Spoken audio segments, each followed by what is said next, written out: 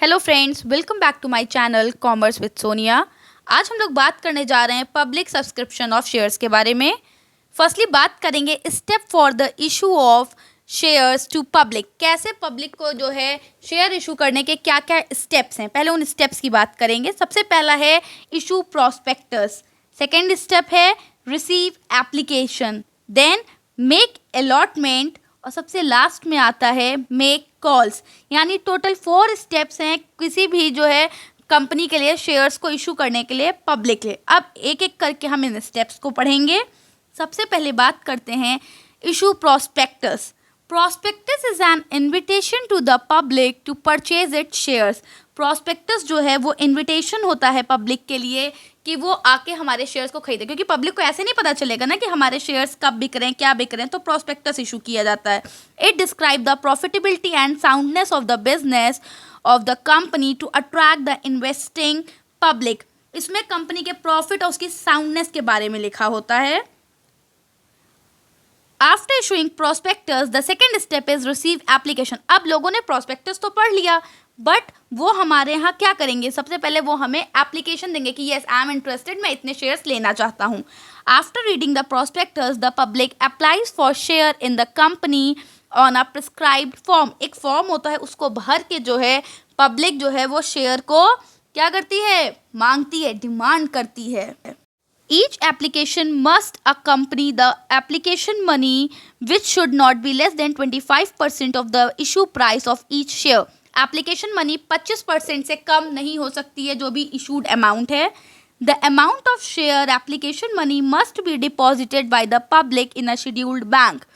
जो भी application money है वो जो है 25% से कम नहीं हो सकती इशूड प्राइस के, और जो भी एप्लीकेशन मनी है उसको डिपॉजिट करना होता है पब्लिक को किसी भी शेड्यूल्ड बैंक में। The name of the company scheduled bank is also mentioned in the prospectus. और कंपनी के जो शेड्यूल्ड बैंक है उसका नाम ऑलरेडी कंपनी अपने प्रोस्पेक्टस में लिख देती है कि यही हमारा बैंक है, आपको इसी में एप्लीकेशन मनी सबमिट करनी है। ऐसा नहीं है कि आप किसी भी बैंक में जाके और एप्लीकेशन मनी सबमिट कर देंगे, नहीं, जो नाम प्रोस्पेक्टस में गिवन है बैंक का उसी में आपको सबमिट करना होता है। The third step is make allotment of shares. After the last date fixed for receipt of application money expires, the bank send all the application to the company. जैसे ही जो लास्ट डेट होती है application money जमा करने की वो ख़त्म होती है, बैंक वैसे ही सारा पैसा उठा के एप्लीकेशन मनी का कंपनी को ट्रांसफ़र कर देती है।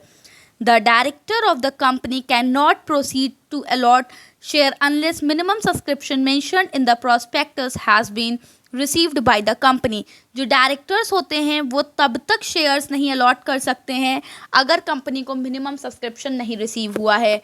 यानी जितना उन्होंने सोचा था कि कम से कम इतना पैसा तो आना ही चाहिए, वो होता है मिनिमम सब्सक्रिप्शन, और अगर वही नहीं मिला है कंपनी को तो डायरेक्टर्स के पास कोई भी राइट नहीं है कि वो शेयर्स को अलॉट कर दें, यानी वो अलॉटमेंट का प्रोसेस तब तक नहीं कर सकते हैं।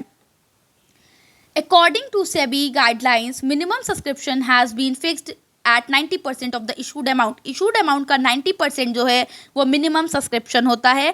The company has to get minimum subscription within 30 days from the date of issue of prospectus.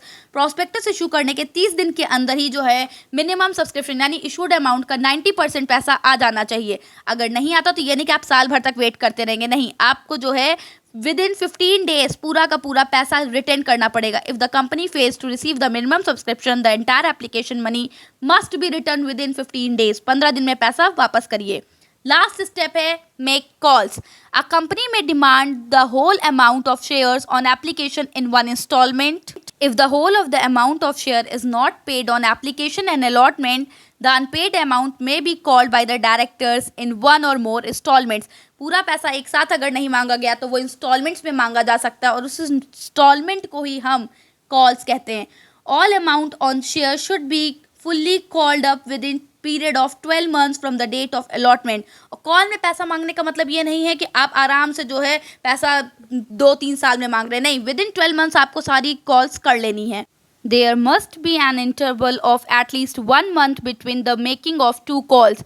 और हमें 2 कॉल के बीच में कम से कम जो है 1 महीने का इंटरवल तो रखना ही है। At least 14 days notice must be given to the shareholder to pay the amount of call, और 14 डेज का नोटिस पीरियड भी देना है शेयर होल्डर को कि वो कॉल का अमाउंट हमें पे कर सके। That's it. अगर आपको मेरी वीडियो अच्छी लगी तो प्लीज़ मेरे चैनल को सब्सक्राइब करें, मेरी वीडियो को लाइक करें। Thank you.